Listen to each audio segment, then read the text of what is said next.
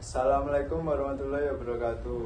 Di sini kami akan mempresentasikan hasil kerja kelompok kami dengan subtema BTP Pengawet. Sebelumnya, perkenalkan, nama saya Ananda Dimas Suryo Saputra dengan NIM terakhir 033. Saya Udin dengan NIM 042. Saya Sasa Setiawan dengan NIM 031. Yang pertama ada pengertian dari BTP pengawet. BTP pengawet adalah bahan tambahan pangan yang digunakan untuk menghambat atau mencegah kerusakan pada makanan akibat pertumbuhan mikroba seperti bakteri, kapang, dan hamir. Tujuan utama dari BTP pengawet ini adalah memperpanjang masa simpan produk pangan. Kemudian ada syarat-syarat untuk pada BTP ini. Yang pertama ada stabil selama pengolahan dan penyimpanan, yaitu ketika BTP ini digunakan tidak mudah rusak atau bereaksi selama proses pengolahan, misalnya pada pemanasan, pengadukan, pasteurisasi maupun selama proses penyimpanan. Yang kedua adalah sebagai antimikroba. Jadi BTP ini harus mampu menghambat atau mematikan mikroba pembusuk dan mikroba patogen. Yang ketiga ada tidak beracun. BTP ini harus tidak menimbulkan efek toksin pada dosis yang diizinkan. Kemudian memiliki nilai AD atau batasan yang aman bagi manusia.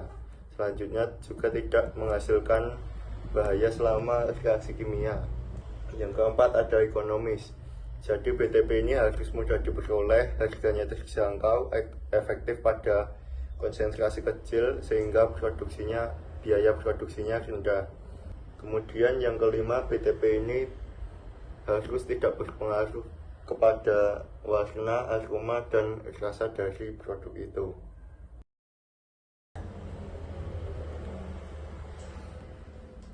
Kemudian untuk pengawet yang diizinkan oleh Perkemenkes 722 atau 88. Yang pertama ada asam benzoat. Asam benzoat bekerja efektif untuk menghambat pertumbuhan bakteri dan jamur pada produk minuman, saus, dan makanan yang bersifat asam. Namun penggunaannya tetap harus sesuai batas yang ditetapkan agar aman dikonsumsi. Yang kedua ada asam propinat, yaitu pengawet ini banyak digunakan pada produk roti dan bakery. Asam propinat mampu mencegah tumbuhnya kapang dan jamur, sehingga kualitas produk tetap terjaga lebih lama. Kemudian yang ketiga ada asam sorbat. Asam sorbat sangat efektif menghambat jamur dan ragi. Bahan ini umum digunakan dalam minuman keju dan margarin. Kemudian ada nitrat atau nitrit. Pengawet ini banyak digunakan dalam produk daging olahan seperti sosis dan kornet. Selain mencegah bakteri, nitrit juga membantu mempertahankan warna merah pada daging. Yang kelima ada nisin. Nisin merupakan pengawet alami yang berasal dari bakteri Lactobacillus lactis yang biasanya digunakan dalam produk susu olahan karena dapat menghambat bakteri pembusuk. Kemudian ada sulfit yang digunakan untuk mencegah perubahan warna dan pertumbuhan mikroba, terutama pada makanan kering, buah olahan, dan minuman. Kemudian yang terakhir ada metil, etil, propil, p-hidroksibenzoat atau paraben yang biasa digunakan dalam produk minuman dan makanan manis yang berfungsi untuk menghambat pertumbuhan mikroorganisme pembusuk sehingga keamanan pangannya tetap terjaga. Kami akan membahas dua bahan tambahan pangan sebagai pengawet. Yang pertama ada senyawa benzoat. Secara alami, senyawa benzoat terdapat dalam buah beri dan rempah-rempah, misalnya cengkeh dan kayu manis. Umumnya senyawa ini digunakan dalam bentuk Na-benzoat, dikarenakan Na-benzoat tidak berbau dan mudah larut. Kemudian penggunaannya yang luas, seperti di jus buah, minuman bersoda, dan jelly.